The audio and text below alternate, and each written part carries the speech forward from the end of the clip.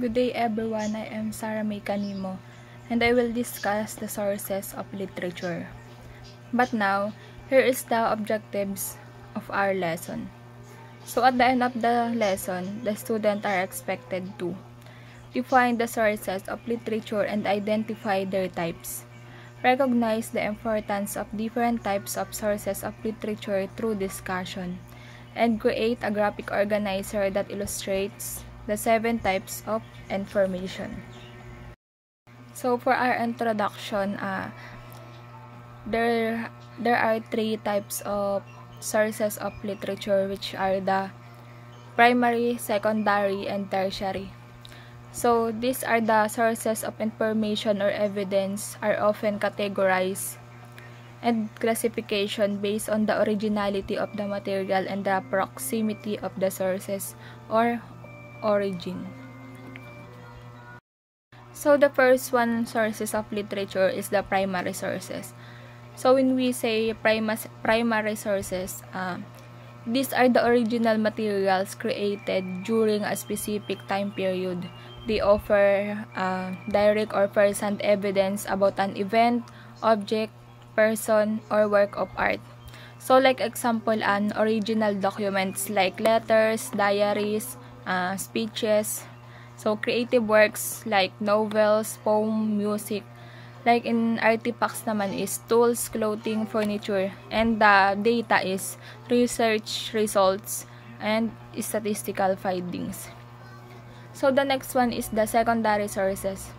So secondary sources is disinterpret, analyze, or summarize primary sources.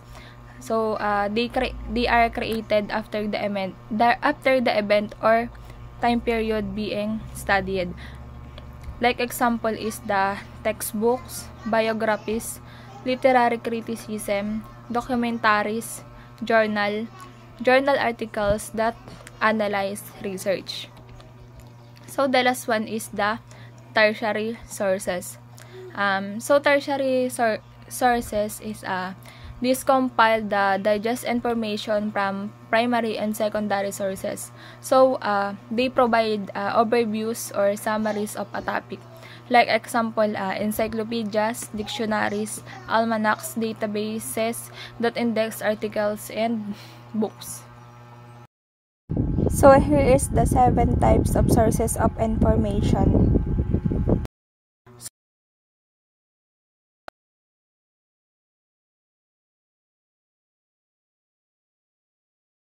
So in library database, these are the digital collection of various information sources often accessible through a library subscription.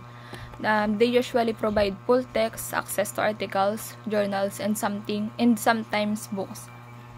So the weakness of library database is vast collection, curated contents, open peer-review articles, advanced research, and capabilities. So when we say books naman, it is published works, usually in-depth exploration of a single topic or a collection of related topics.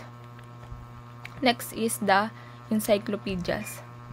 So in the encyclopedias, so compendia of knowledge, offering concise summaries of a wide range of topics. So ganun lang siya kasimple. So when we say web, it is the entirety of the internet, ranging from the personal blogs to government websites. So kadalasan naman nakaka-experience naman na tayo niyan. So ika-5 is the newspapers. So this is the periodic publications of reporting the current events, often with the opinion pieces and features. So the next is the online articles. So articles published on websites covering a wide range of topics. So yun lang. Ang last na is the academic journals.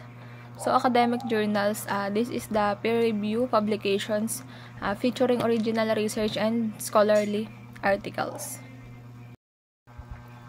So in conclusion, Sources of literature encompass a diverse range of materials including scholarly articles, books, journals, government documents, historical texts, and digital platforms. So each contributing unique perspective and information depending on the research focus, while providing a comprehensive understanding of a topic. So it is crucial to critically evaluate the credibility, reliability, and relevance of each source to ensure accurate and robust analysis. So last, this is the reference of our topic, of my topic. Thank you.